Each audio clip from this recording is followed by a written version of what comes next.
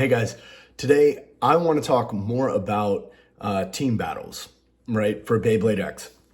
So I'm seeing more of a trend on social media. A lot of people are getting into team battles. I've seen teams such as Spin City, which is actually a super cool team on Instagram. They're racking up a lot of wins, I think, in the Canada area, and good for them. They're doing awesome.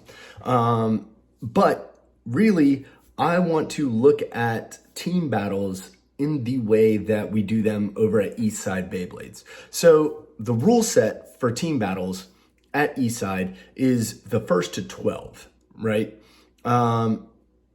Burst is 2, pocket is clearly 2, spin finish is 1, out the top is 3, and elimination, X dash or X line, I call it the 3-point shot. If you get a 3-point shot, you're eliminated. So you can eliminate players in that format, which I really enjoy. I think that burst should also be an elimination, but anyway, looking at that format, I played in the first one at the end of last year. I really want to dive deep into it in 2025. So I looked at how, if I were to build a Beyblade team, which I am recruiting for members. So if you live in the, let me fix this camera real quick. If you live in the Atlanta area and you're interested in what I'm about to say, I am looking for 2 other members. I already have members, but I would like a team of 5 or 6. So that way we can fill gaps as people can or can't make it, right? Like any team would do. But my team theory for team building really is based off of my last tournament. So I showed up and I had a team of 3 already. You guys knew it was me, my son, and my brother-in-law, who my son is 5 and my brother-in-law has never played. He's not on the team. Sorry, dude. But when I look at the team, I already had 3 set. And my son built his blade. I built my brother-in-law's blade, which was Silver Wolf, which kind of made up the stamina gap for us, right? It was the easiest one. Tell him to aim in the middle, pull hard, let it go, right? Take that how you want it. But it was the easiest one for him to play with little to no experience ever playing Beyblade X. So I really was trying to set up a formation, right? But I noticed a lot of people there were just grabbing people, right? Like, hey, do you want to be on my team? Do you want to be on my team? Cool. And then it was whatever blade they decided they were going to use, right? The teams that did the best, the guys who got first, actually worked together on a game plan, similar to what I did with my team, but all of them were really good bladers. So, they had filled different gaps, right? One of the faults from my team was we just said play until you're out, right? Like, because you can switch at any time. And we kind of just went my son, me, then my brother-in-law. And it kind of fell to where our attack was first, the balance was second, and the stamina was third. And that's kind of what the other guys did also. So you ended up with a Wizard Rod Silver Wolf match several times where it was just boring to watch. When in reality, we should have swapped in and made a dynamic call. So the team building that I'm talking about, I get from looking at actual sports, right? You don't have several people doing the exact same thing when you look at a football lineup, right? When you look at soccer, you have a couple guys who are going out, but you have several different positions for different reasons. Hockey is the same way. So instead of looking at Team Beyblade, as like a tennis match, look at it more of a team sport where you have different positions for different reasons. The best thing I can think of would be like League of Legends esports, right? Where at the same time, several different types are going out doing their job at the same time. Even though Beyblade is going to fall into different matches, you can set up to do different things. So what I'm looking at when we look at like a team format would be have one person who is strictly the attack type. Strictly. That's all they do. right? That would be like a laner, right? The laner from League of Legends. You were going like what, top lane, bottom lane, doesn't matter. You have one goal, right? As an attack type, you have one goal: to crush everything in front of you. Think of it like the Incredible Hulk and the Avengers. Your job on the team is to literally smash. So if that were my son, who was running Tyranno Beat, in the tournament, when Wizard Rod came up, it should have been Tyranno Beat. It should have been time to smash. He was running Tyranno Beat on on Rush, right? It was insane. It was a good attack type. But we just kind of said like, hey, stay up until you're out. But we should have been more strategic. But when I'm talking about looking at teams for team matches, have one guy who specifies strictly in one type, right? That is what he practices at home. That is what he brings to the table.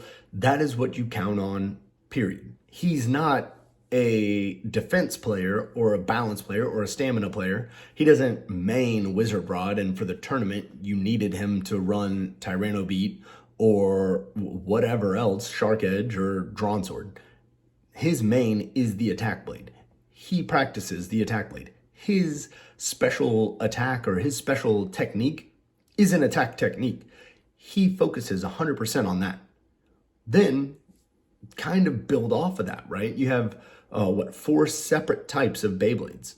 You should have at least one of each, right? Going into your team match. Now, for us, it's a team of 3, right? You have a team of 3, which is fine. But really, it would be like, hey, these are the guys we have. And if I ended up with 2 attack types and myself, which I consider myself more of a balance type, can do a little bit of each, but not great at technically anything, right? Can I get in there and toss it up? Yeah, but am I the best at any one given thing? No. Do I know how to do a stamina launch? Yes. Can I play defensively? Yes. Can I play offensively? Yes. Do I have any special certain technique for each of them? I'm not going to say that here. But when I look at it, if I had 2 attack types and myself, and that's what we had for the tournament, that's fine. Let's make that work. Because what I don't want is I don't want to have an attack guy come in, off the bench and say, hey, let's run stamina. You're a 10 out of 10 on attack, and on stamina, you're a 4 out of 10, but you're better than the rest of us, so let's just do that. No, if you're attack, run attack. And that's the way that I want to look at team tournaments, is I want to set up, different players for different roles for each tournament. I want to fill those voids and make sure that our roster is full. So that's how I think team tournaments should go down. Then you get into the dicey part of like picks and chooses, right? Or it's like, oh, our Tyranno Beat guy is going up. Well, then they can shift, to whoever. And then now, well, he's not going up. Hold on. We're going to switch to somebody else because you chose someone else. Which I think that, in a perfect scenario, we would have teams of 5 and you would do a picks and bans, right? You would show the 5 blades. They can pick and ban, you can pick and ban, and then it's just exactly who lines up with who, right? One goes, the other goes, one goes, the other goes, one goes, the other goes. And you kind of get a more fair balance out of what you get. So I want to look at that as far as the team battles go. I would like to structure it a little bit more and come up with real teams, right? It was okay. The guys, they did well. Who they were just like, yeah. And I think that a team that actually like picked all their players, I think it was a husband and a wife. They say they watch the channel. So shout out to you guys. I think they're from Western North Carolina. So shout out to you guys. The name is falling on me right now. I can't remember. I'm sorry. But they literally grabbed their 3rd at the tournament. And I think they got 2nd. So congratulations to you guys. But could it have been better, say, if they had all practiced and they all knew what they were going to do, right? If they knew, I can count on this guy for this one thing, right? And then the picks and bans happen, and then now we have a locked in match where I'm bringing my A game, my A plus, this is it game. So looking for this channel for me competitively for 2025, I'm gonna lean more into Beyblade, which already I started the channel in 2024, so I'm kind of already in. But really, I want to take the things that I've been saying, the fun that I've had at events, and I really want to start dialing it into a competitive nature because that's kind of who I am. And I think that a team-based tournament is exactly what I want to do. I don't like switching the one person challenge where you each have 3 blades. I don't really like that. 1v1 is fun, but I mean, if I'm outclassed, I'm outclassed, right? If he comes in, and I'll just keep running the same scenario. If he comes in running Tyranno beat and I have Ghost Circle, I am cooked for the whole match, right? Like I'm just not getting in there. Maybe I can try and sneak a point or two, but really I'm not winning that matchup, right? So it would be better for me to then swap into my teammate who maybe could take on that Tyranno beat at that time. Whereas Ghost doesn't have to stay in. And then that prevents me from being eliminated because I feel like Tyranno beat just really shoots Ghost into the 3-point more often than not. So, it allows me that flexibility to lean on my teammate who maybe would be running something, that could, out a Tyranno beat. So when we look at team, I really like that aspect. They look at it in the anime. This anime has gone after the 3v3 setup for a while now. In the past, I know there were a lot of one-on-one matches, but really we can learn a lot from the anime, that at least what I've seen. And I think the 3v3 is kind of the way that a sports, like a gear sports would be geared. A gear sports would be geared towards, just because it gives us that flexibility, right? I can build one blade. I enjoy that blade. I'm good with that blade. Now I can switch into my teammate who may have a better setup against my opponent. Let me know what you think of my theories for team battles in the comments below. If you haven't liked or subscribed, please like and subscribe. Like I said, I don't ask that much, maybe every 15 videos.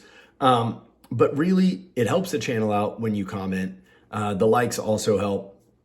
But really, it gives me the motivation to do more of these, right?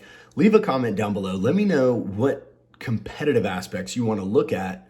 And it kind of helps me guide more videos towards the future. So, like I said, 2025, I'm looking at more 1v1 opportunities for myself just to train and to get better. Like I said, I've got one this week. And then more team tournaments for my team so we can really build out what a gear sports team should look like. Hey, if you guys have enjoyed this, thank you. And I hope that all of you have an absolutely phenomenal day. And hey, get after it.